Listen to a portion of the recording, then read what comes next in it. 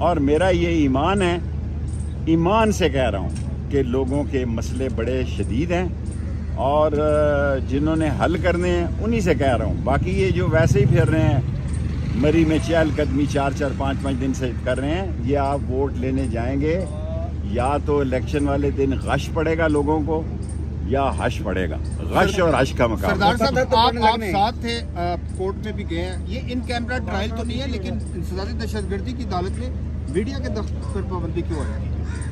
मेरा ख्याल है ये मुनासिब नहीं है। जो ओपन कोर्ट का तस्वर है उसके मुताबिक मीडिया की को पाबंदी नहीं की जा सकती और न ही अवाम नास को पाबंदी लगाई जा सकती है। जो लोग भी ओपन कोर्ट की हियरिंग देखना चाहते हैं वो उनका कानूनी हक है और उनके ऊपर इस तरह की पाबंदी नहीं। एक और मलिक साहब मैं कहना चाहता हूँ कि मेरे बड़े अच्छे मरवत का पूरा नाम क्या, शेर अफजल मरवत साहब से, शुएब शेख से, खोसा साहब के पास, शुएब शाहीन साहब के पास, जो हमारे डार्लिंग है सरदार राज़िक साहब, ये तो हर वक्त है, सलमान राजा साहब के पास भी होके आया हूँ, खोसा साहब के पास भी हूँ, एतजाज़ हसन भी, और मरवत का शेर अफजल मरवत, इन सब लोगों से कहता हूँ कि 30 तारीख को मेरे पास 44 लोगों के ज़मानती नहीं है, 48 लोगों के ज़मानती नहीं है। और जो हालात बनते हैं ये सारे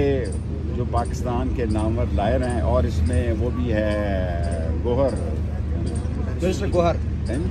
अली गौहर, लेकिन हेड इनको जो है हमारे सरदार राज़िक साहब करेंगे। इन सारे लायर्स की टीम को सरदार राज़िक साहब हेड करेंगे। और 30 तारीख जो है मेरी केसेस की बड़ी अहम तारीख है पंजाब हाई कोर्ट में, और मुझे पूरी उम्मीद है जस्टिस चौधरी अब्दुल अजीज साहब से कि इंशाअल्लाह इंसाफ मिलेगा। अल्लाह बहुत बड़ा है।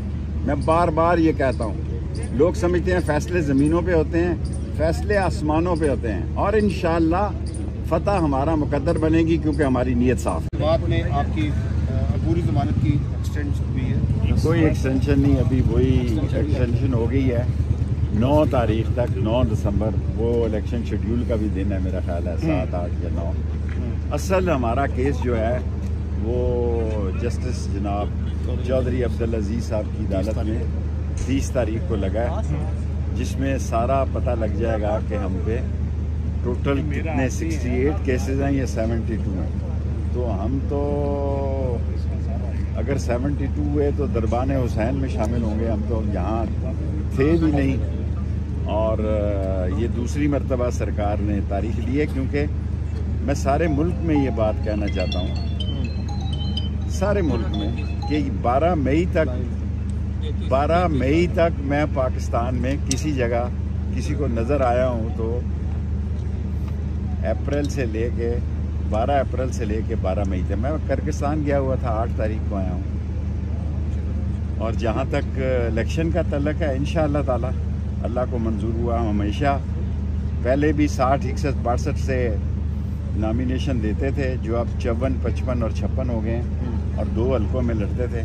और ये मैं कह चुका हूँ कि अगर मैं जेल चला गया और 30 तारीख को हमारी बड़ी अहम पेशी है, तो राशिद शफीक जो हैं वो पीछे मामला को देखें। शेख साहब, जो इलेक्शन के दिन करीब आ रहे हैं या वो अनाउंसमेंट होती है डेट, तो सियासी सरगर्मियाँ में तेजी आई।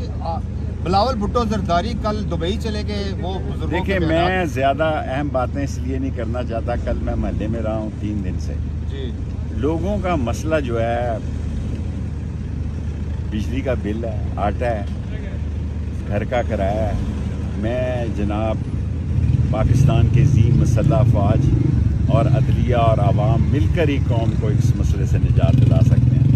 लोगों की इलेक्शन से ज़्यादा इक़्तिसादी, माशी और समाजी जो उनके मसले पैदा हो चुके हैं, मसले इतने खौफनाक हैं, ये 2 ताई अक्सरियत करते हैं। मुझे तो शक है कि ये 172 मेंबर की अक्सरियत भी साबित करना बड़ा मुश्किल हो जाएगा। मैं आज ऑन रिकॉर्ड कहना चाहता हूँ कि मैं 4-5 दिन से लाल हवेली में हूँ, और बड़े ज़िम्मेदारान से ये दरख्वास्त करना चाहता हूँ कि मईशत की तरफ ज़ोर दिया जाए। लोगों के बहरान घरों के अंदर बड़े शदीद होते जा रहे हैं, और लोगों के पास बच्चों की फ़ीस के साथ साथ बिजली का बिल, गैस और आटा।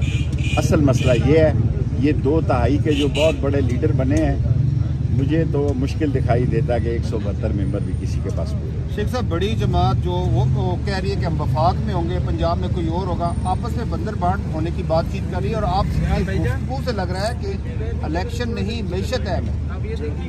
मैं तो 5 दिनों में इस नतीजे पे पहुंचा हूं कि लोगों में इलेक्शन से ज़्यादा फिक्र उनको अपने घर के चलाने की है, लेकिन इलेक्शन होना भी पाकिस्तान की ज़रूरत है और मुझे यकीन है कि इंशाअल्लाह पाकिस्तान में इलेक्शन होके रहेंगे और इलेक्शन जो है उससे शायद कोई मईशत में बेहतरी आ जाए और ये सारे काम जो हैं वो मईशत से ही शुरू होंगे और मईशत पर ख़त्म होंगे। जो भी हुकूमत आएगी उसके लिए मईशत बहुत बड़ा सवालिया निशान। अच्छा शेख साहब, ये बताएं कि जब आप चिल्ला काट के बाहर आए तो आपने कहा था कि 9 मई के साने के जितने भी जिम्मेदार कारकुन है या जो नहीं है उन सब को मैं माफ़ी दिलवाऊंगा। कोई उस पर मैं दिल की ख्वाहिश रखता हूँ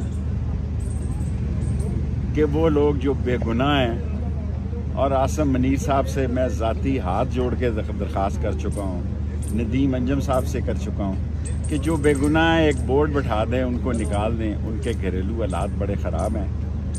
और 9 मई मैं 68 केसेस में हूँ जी। आप मुझे बताएं, एक शेख रशीद बैक वक्त दुनिया का कोई निज़ाम बताएं कि एक शख्स 68 जगह पर 9 मई को किस तरह मौजूद होता है। और मैंने 40 दिन चिल्ला सिर्फ इसलिए काटा जी कि मैंने 9 मई के ख़िलाफ़ किसी के ख़िलाफ़ 164 का बयान नहीं दिया, इमरान खान के ख़िलाफ़ बयान नहीं दिया, उसके ख़ानदान के किसी फ़र्द के ख़िलाफ़ बयान नहीं दिया और हल्फ पे ये कहा कि मैं उनके ख़ानदान को जानता तक भी नहीं हूँ।